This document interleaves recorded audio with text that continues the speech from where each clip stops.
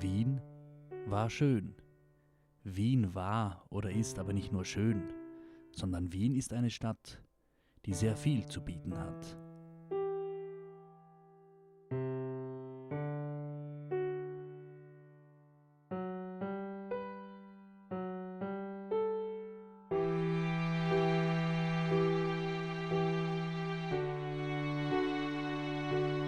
Was mich in Wien am meisten fasziniert hat, waren die Gebäude. Allen voran natürlich die üblichen Touristenziele, wie das Schloss Schönbrunn oder die etwas höher gelegene Gloriette. Aber auch der Stephansdom war imposant. Im Grunde war es aber schlussendlich egal, wo man die Kamera hinhielt. In der Stadt gab es an fast jeder Ecke eine Sehenswürdigkeit. Sehenswürdigkeiten und Kultur. Ja, meine Fresse, gibt es in Wien ein Kulturangebot. Vom Volkstheater über das Naturhistorische Museum zum Technischen Museum, weiter zu vielen anderen Museen, die ich hier gar nicht alle aufzählen kann oder will. Aber was macht man eigentlich als erstes, wenn man in Wien angekommen ist, sich von dieser riesen Anzahl an Sehenswürdigkeiten überfordert fühlt und nicht weiß, wohin als erstes? Genau, man folgt wie ein Lemming dem ganzen Mob und steigt in die U-Bahn.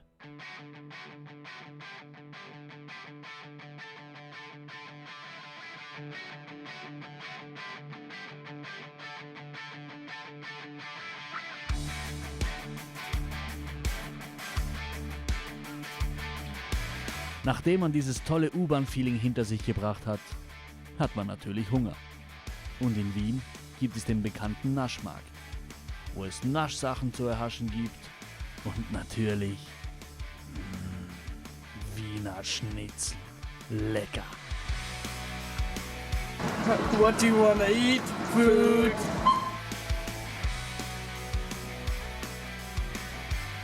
Da wir gerade vom Essen sprechen.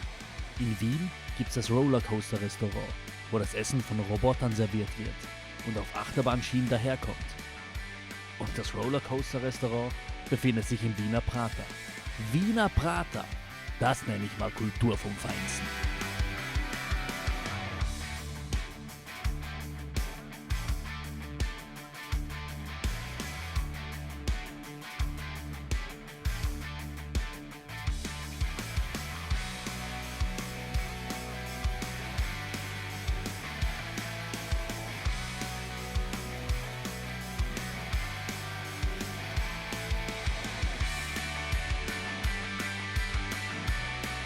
Der Prater.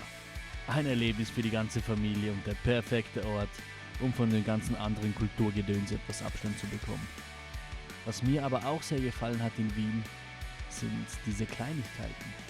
Zum Beispiel hat Wien die freundlichsten Aschenbecher im ganzen Land, die mit Prosta Chic nach deinem Zigarettenstummel verlangen. Oder die ganzen Verkehrsampeln in der Stadt. Und davon gibt es einige, die fast alle individuell gestaltet sind und dich freundlich über die Straße bitten. Also bei Grün natürlich. Wie die sonstigen Ampeln auch. Und apropos Verkehr, einen kurzen Abstecher in die Museen müssen wir doch noch machen. Denn bisher haben wir diese ja nur von außen gesehen.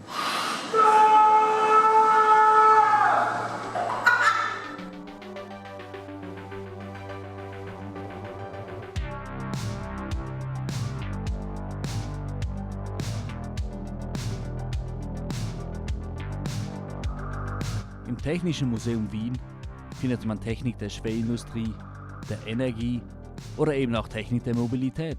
Deshalb die ganze Verkehrsampelthematik. Wir haben etwa 6 Stunden darin verbracht. Und wenn man wirklich alles genau sehen wollte, könnte man noch etliche Stunden dranhängen. Aber irgendwann hat nicht nur das Hirn, sondern vor allem auch der Körper genug. Das Technische Museum ist rückblickend, aktuell und auch zukunftsorientiert. Vor allem aber sehr interessant. Falls ihr über diese Themen also mehr erfahren wollt, kann ich euch das Technische Museum Wien nur empfehlen. Man sollte auf jeden Fall genug Zeit dafür einplanen.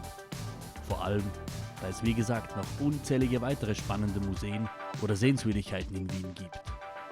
Wien ist zum Beispiel auch die Stadt, durch die die Donau fließt. Wo der Donauturm steht. Oder wo es das Vienna International Center gibt, auch UNO City genannt. Hier steht unter anderem auch der DC Tower also Donau City Tower, der als höchstes Haus Österreichs gilt. Dann gibt es den Tiergarten Schönbrunn, der wie alles andere in Wien ebenfalls riesig ist. Der Urlaub jedenfalls war toll und ich kann jedem empfehlen, die Hauptstadt Österreichs einmal zu besuchen. Denn Wien ist eine Stadt, die sehr viel zu bieten hat. Und Wien macht Spaß, vor allem als Tourist. Aber dann war es dann auch wieder Zeit, nach Hause zu fahren. Denn so schön es auch an anderen Orten sein mag, zu Hause ist es immer noch am schönsten. Ciao zusammen.